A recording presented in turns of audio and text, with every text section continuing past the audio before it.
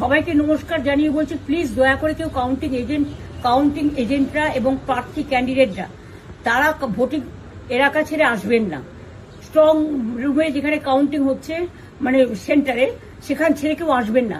এটা বিজেপির প্ল্যান। প্রথম 2-3 রাউন্ডে আমি কালকে থেকেই বলছি যে ওদেরগুলো আগে দেখাবে, আমাদেরগুলো পরে দেখাবে।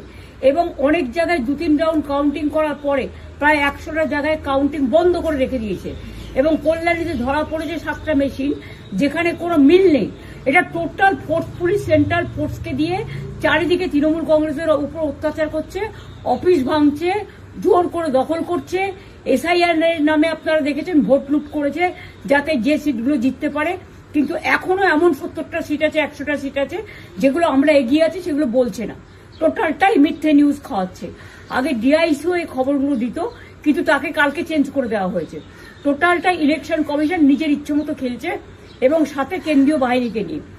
এবং আমাদের পুলিশরা টোটাল মাথা নত করে কেন্দ্রীয় বাহিনীর আন্ডারে কাজ করছে। সুতরাং আমি আমাদের কাউন্টিং এজেন্টদের, আমাদের সমস্ত পার্টির কর্মীদের বলবো, অত মন খারাপ করার কারণ নেই। আমি বলেছিলাম সূর্যাস্তের পরে আপনারা জিতবেন। 3 রাউন্ড 4 রাউন্ড কাউন্ট হলেও এটা 14 রাউন্ড থেকে 18 রাউন্ড কাউন্ট হয়, তখন আপনারা জিতবেন। Wait and see, watch. আমরা সবাই আপনাদের সাথে আছি, আপনারা কেউ ভয় পাবেন না, নিশ্চিন্তে থাকুন। আবার বাঘের বাচ্চার মতো লড়াই করে যাবো।